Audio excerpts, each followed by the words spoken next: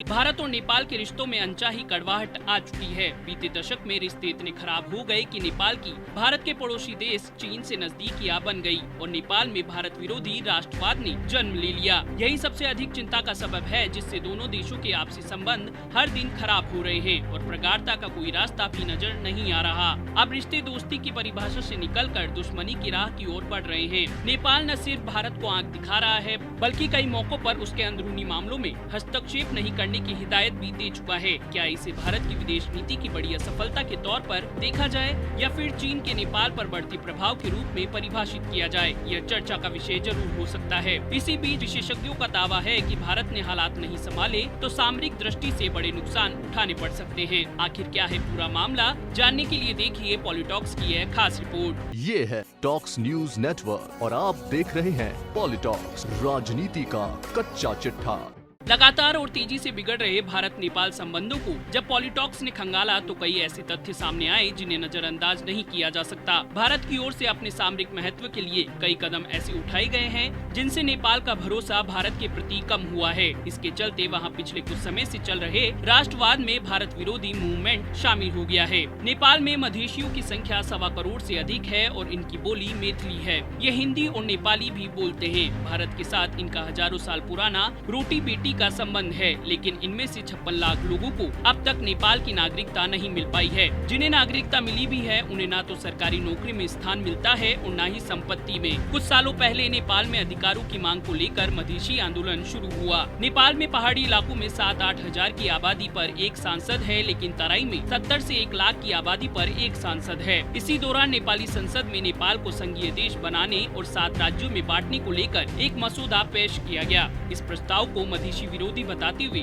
मधेशियों ने नेपाल में एक अलग मधेशी राज्य की मांग को लेकर आंदोलन शुरू कर दिया। पुलिस और मधेशियों के बीच टकराव हुए, कई लोगों की जान गई। इसी दौरान चक्काबंदी हो गई। नेपाल की अर्थव्यवस्था को 3 महीने जबरदस्त नुकसान हुआ। देश में तेल सहित अन्य सामानों की भारी कमी हो गई।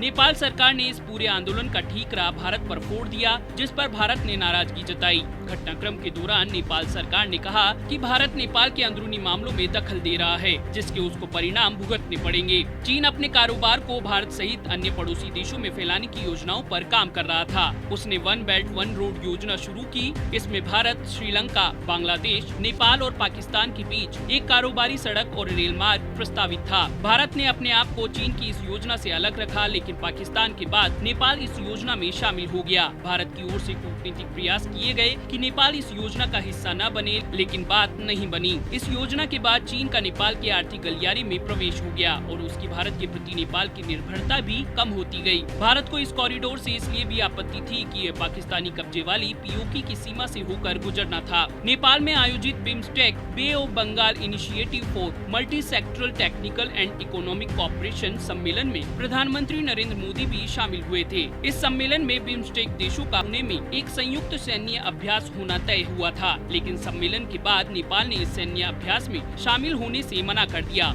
लेकिन कुछ ही दिनों बाद चीन के साथ सैन्य अभ्यास करने की घोषणा कर दी। यह भारत के लिए चिंता बढ़ाने वाली बात थी। नेपाल पर भारत का प्रभाव दशकों से रहा है। दोनों देशों के बीच खुली सीमा है और छोटे बड़े भाई जैसे रिश्ते हैं। साथ ही बेशुमार व्यापार है, एक धर्म है और रीति रिवाज भी एक जैसे हैं। दोनों देशों के बीच बिगड़ते संबंधों को लेकर जब बात होगी तो चीन का जिक्र जरूरी रूप से होता है। चीन ने हाल के वर्षों में नेपाल में भारी निवेश किया है। नेपाल में कई प्रोजेक्टों पर चीन काम कर रहा है, जिनमें बुनियादी ढांचों से जुड़ी परियोजनाएं सबसे ज्यादा हैं। चीन यहाँ airport, road, hospital, college, malls इत्यादि बना रहा है। साथ ही एक रेलवे लाइन पर भी काम कर रहा है, जो लगभग पूरी हो चुकी है। भारत और नेपाल के बीच लिपुलेख और कालापानी को लेकर विवाद पुराने समय से चल रहा है। 1962 में चीन से भारत का युद्ध हुआ था। लौटते समय वहाँ के शाही परिवार ने भारतीय सेनाओं को कालापानी में रुकने के लिए स्थान दिया था। यह स्थान भारत के लिए सामरिक दृष्टि से बहुत महत्वपूर्ण है।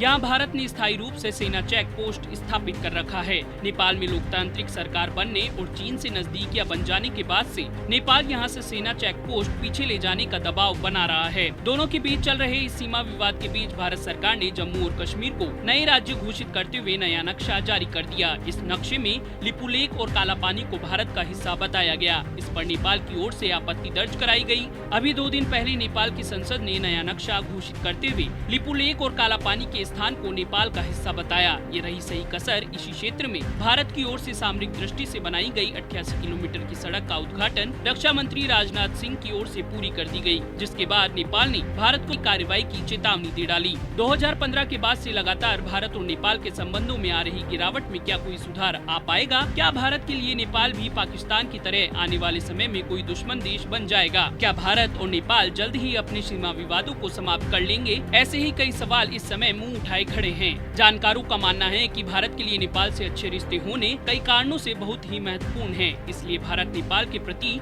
फूंक फूंक कर कदम बढ़ा रहा है।